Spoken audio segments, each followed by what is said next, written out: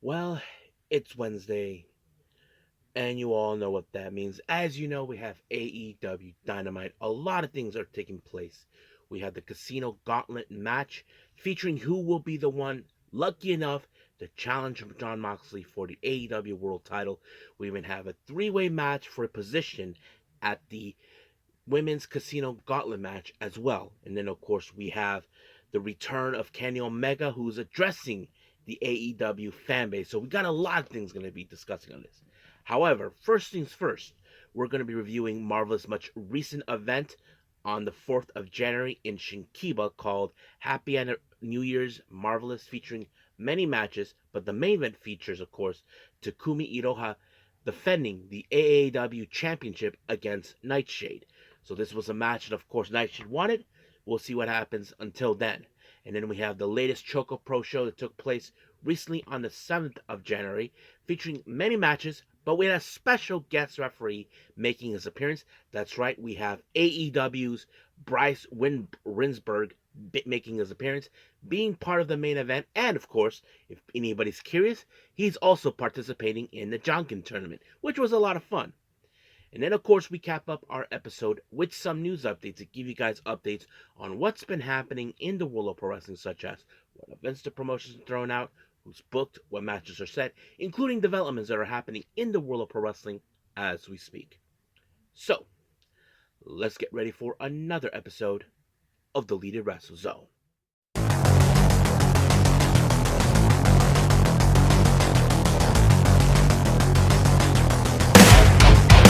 Are you ready? Get up, get up! Get up, get up! Get up, get up! Get up, get up! Get up, get up! Get up, get up!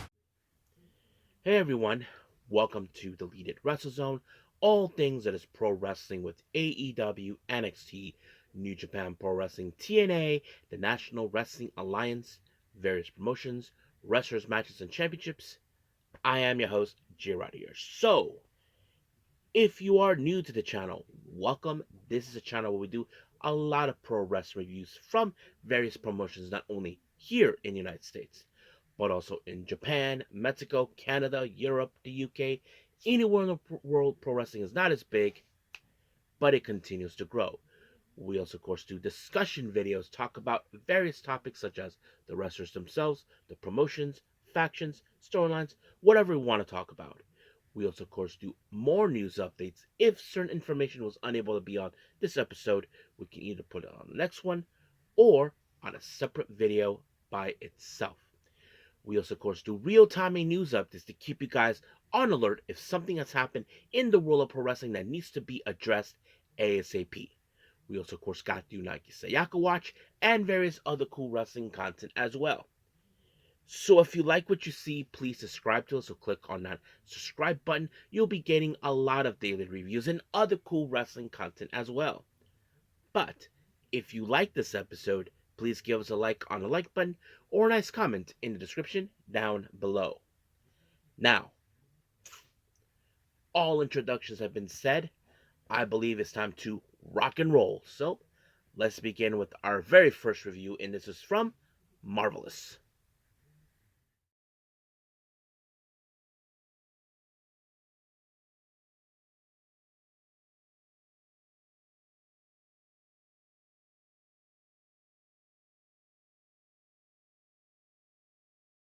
Alrighty then.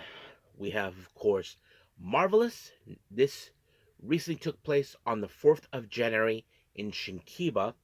Of course, as you know, this is the first show starting 2025 for Marvelous, so of course, it's going to be interesting. Now, our first match is a very interesting one. We have, what's her name?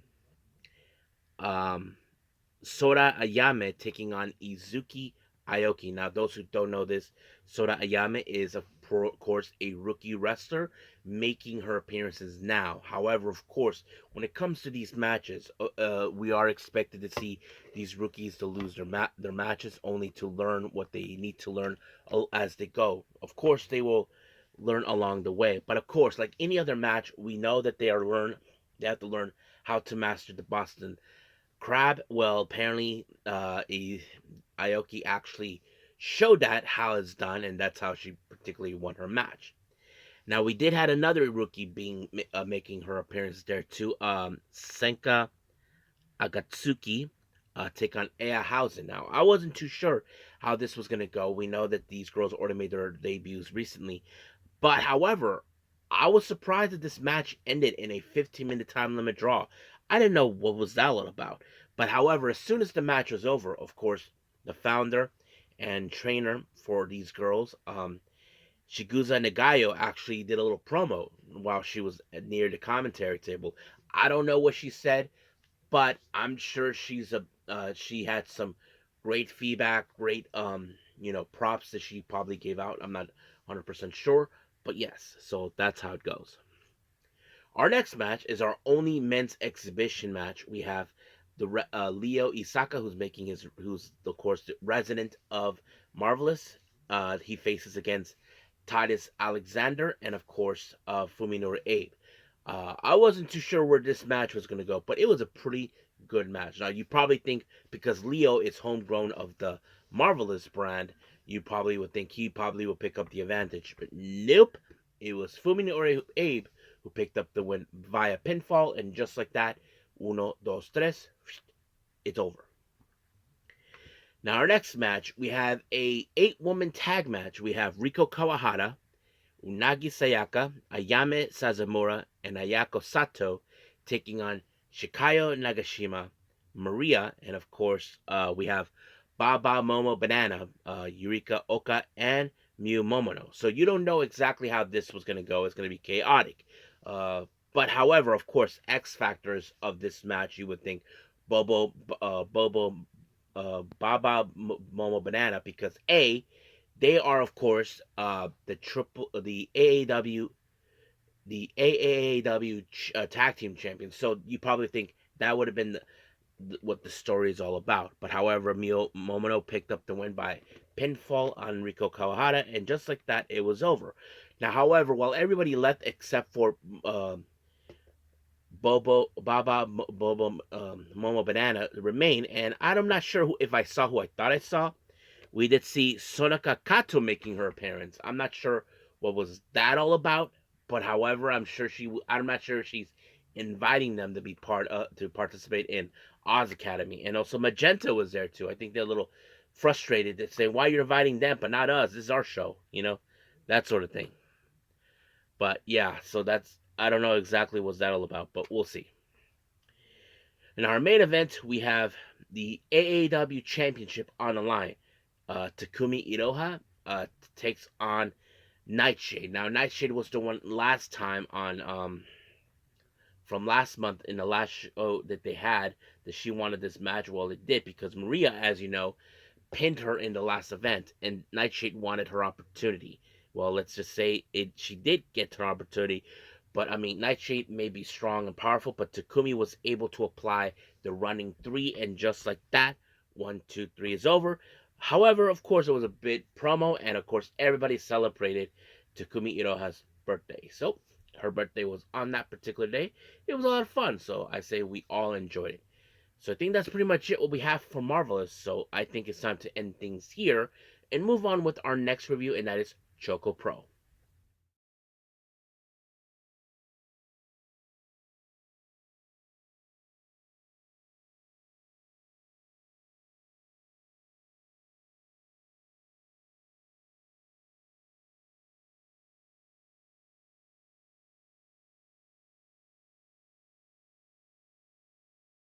Okay, ChocoPro, this is their latest show, number 420. However, I want to make this perfectly clear for those I have not seen. 416 was in, I think, in Shinjuku Face, Purple Chocolate. That has not been uploaded yet, just to put it on record for everybody in case anybody asks about it. This was, I think, the last ChocoPro big show they had in 2024, but hopefully I get the chance to see that. So I will put this. But right now, let's focus on 420 as we speak. Now, this particularly happened on the 7th of January, the day before. So we of course opened up with Emi Sakura doing her usual opening, the greeting, and what matches we're expecting, that sort of thing. So let's get started with the first match. Our first match is tag team action. We have Hiroya Yawada teaming up with Masahiro Takanashi, taking on Sayaka and Sawadi Kamen. Not too sure too much. Now, as I always talk about Masa saying it, he's a very clever and slick individual where he likes to find ways to win. Not cheating through, but ways that he knows he can't bend the rules, but ways that it would help him benefit him. But however, that didn't do any well because, as I mentioned time and time again, he already has the much lesser experience than everybody in the ring. So she was the most likely to take the pinfall when it was Sawadi who actually pinned her with the crucifix. 1, 2, 3. It was over. Now our next match, we have Kunshibo Kamen, the other guy who always has one of those candy necklaces around, which is he had like a real fun intro. He faces against Sayaka Obihiro. Not too shabby of the match, but however, Zawadi was in fact the referee. There was a moment where you did see Sawadi was being used by um, Kuishimbo to do his little bidding, basically not intentionally, but more unintentional, and it worked in his favor because Sawadi accidentally lariat Obi, but that gave, of course, Kuishibo actually the roll up Obi, and just like that, 1, 2, 3, it's over. Now our next match, we have a bit of a 6-person tag match. We have Monotatsu Nakamura from Gambari Pro teaming up with Miya Yatsuba and Shiko Shikawa, taking on the Best Bros, Mace Truga and Balian. Well, they team up with the founder and the queen of ChocoPro, Emi Sakura. So you would think anything's going to go down, but however, of course, uh, here's the best added bonus for this match for people that don't know. AEW's very own referee, Bryce Remsburg, is in fact the referee of this match. It's really interesting because what you guys don't know, he not only he referee for AEW, he did ref in a match in CML, recently in the Tokyo Dome, and now this. I'm not sure if he ever refereed in Ref Pro, but yeah, it kind of happened. So he was wearing, of course, the referee shirt. I thought it was real fun, and I think he did a pretty fantastic job doing his ref parts. But however, this match, of course, this was gonna fall in favor with the Best Bros and Emi Sakura in many reasons. Best Bros feature, of course, May the top champion. Well, every Balian and Emi are former champions themselves too. So that sets it up. But it was, of course, the diving body press by Emi Sakura to Miyatsuba that allowed them to pick up the win. Now for our Junkin tournament. Now, I can tell you this, the Best Bros didn't even pass the first round. But it was Bryce Remsburg who made it all the way to the end. I was rooting for him. Not a joke, guys. I was rooting for Bryce to win the Junkin tournament. But I have to say he did a pretty good job, doing the whole jogging thing. But of course, the best funny part is when he's trying to get advice about the opponent that he has. He tells him, "What do you think? Is she gonna go for this or that?" So they had to tell the opponents like la la la la la. They're trying to cover the ears so they can't hear what he was saying. So he was able to make it all the way to the finals, but unfortunately he did not. He actually lost to OBN. I mean, it would have been a lot of fun. I mean, I hope he returns and does this again. But it was a lot of fun, with Bryce being there. He is my second favorite wrestler, other than Aubrey Edwards, of course, from AEW. But yes, yeah, that's pretty much it right there. So hope you guys get to see it on their YouTube channel. So check it out. So right now, I think we are done with ChocoPro. Let's move on with our last and final review, AEW Dynamite.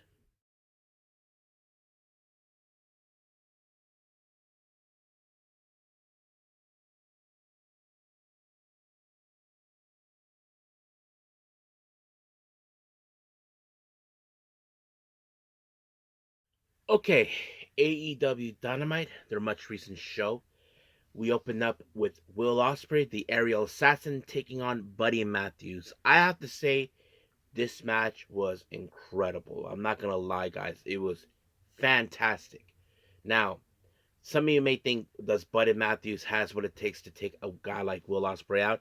Yes, I mean he Will Ospreay took everything he had to try to put him away. But Buddy Matthews countered everything. He did the same thing, tried everything in his power to put away Will Ospreay. But it was the hidden blade that kind of made the final difference for him to win the match. However, Will Ospreay did give some props. He sees that I beat you, I beat Brody King, but I see a lot of potential. You guys don't need leaders to lead you.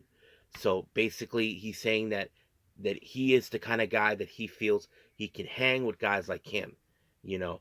And of course, during an exclusive interview with Buddy Matthews, he did state that what he said did not fall into deaf ears.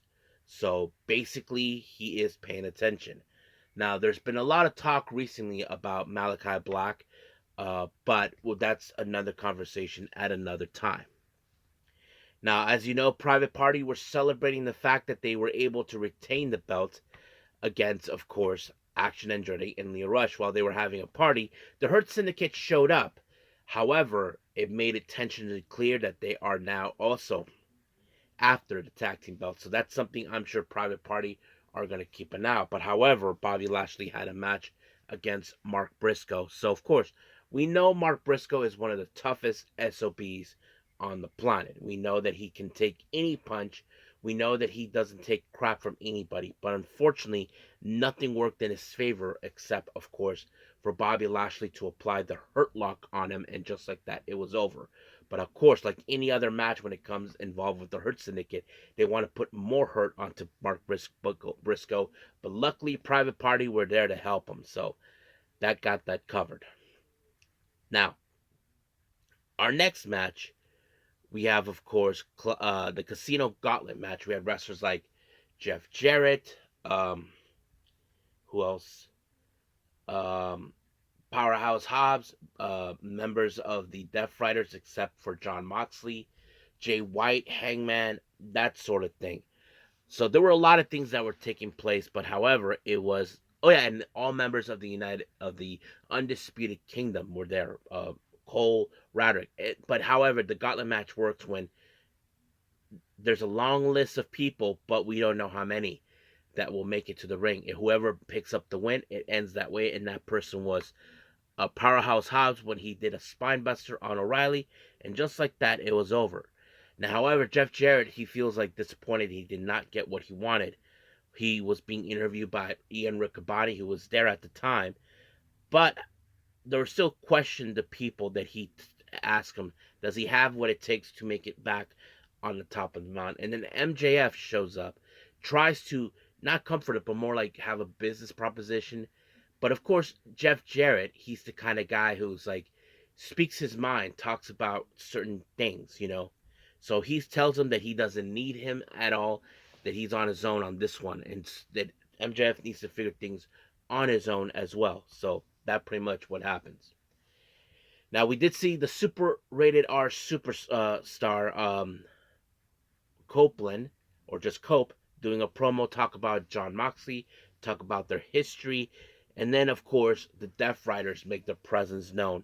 But of course, um, it's no secret that this was going to be an ambush. Of course, FTR did showed up, and then Pac and Marina Shafir showed up as well. They were intending to take out. Well, Moxley had the plastic bag, the same thing he did to Bryan Danielson. But however, Powerhouse Hobbs showed up to send a direct message to Moxley that he's coming for him. So that's something we will see down the road. Now, we did see Mariah May do a little video promo, but however, she was interrupted by, of course, Harley Cameron. Now, Harley Cameron said, I have no interest in a championship match. I just want to have a non-title match. Just you and me. And of course, what's her name? Mariah May agreed to it. Now, our next match, we did see a bit of the women's gauntlet opening spot match where they have it.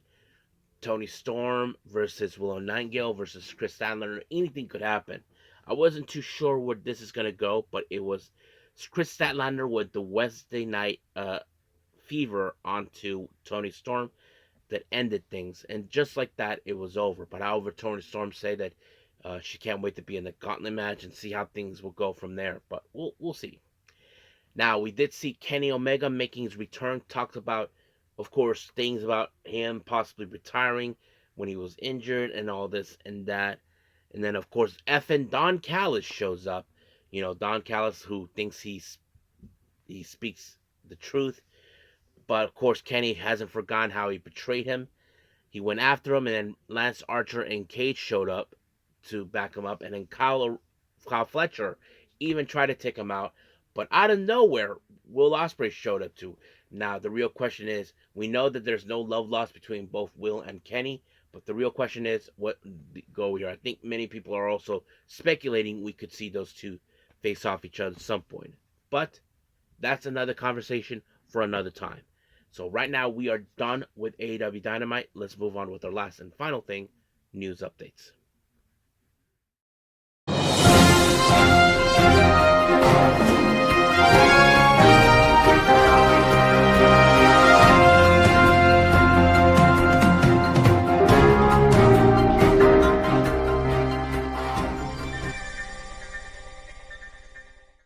Okay, so welcome to, of course, our news updates. Now, I forgot to mention at the start of this episode that there will be no developments involved to report for all of you. Or should I say, update on you guys. Very apologize, but hopefully the next episode, or if I do have a separate video, we'll see. But for now, let's just talk about the promotions themselves. Now, as you probably know, we have the 25th of January, the final warning.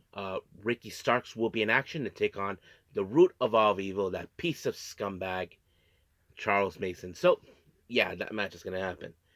Now, we do have two things from GCW. The first one, as you know, those who know this, I'm from San Diego, California. GCW was here for a Monsters Ball Bash, and I missed it, but they will be here again on the 28th of February.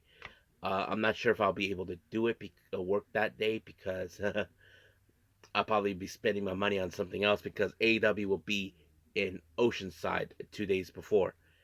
So, but however, they did announce they will be here. They haven't announced any other people who's going to be here for the roster.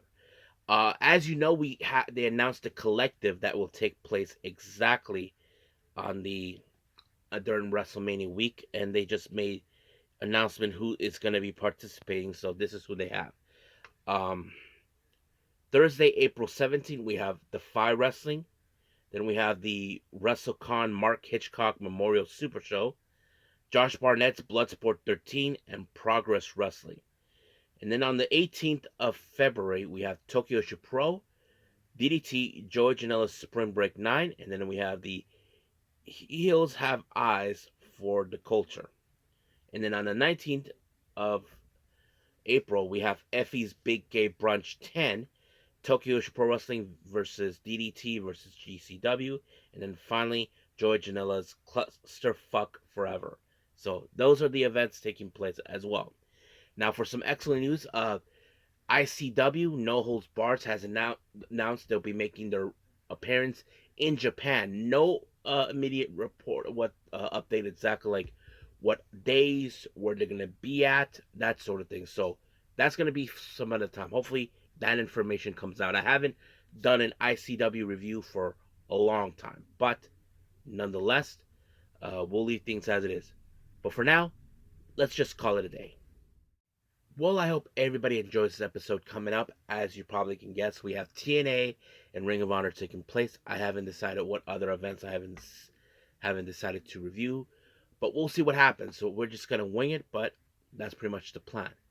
But until then, I will see you guys in the next DWZ time, same DWZ channel. I must bid all of you adieu. So, goodbye. And have a nice day. Bang.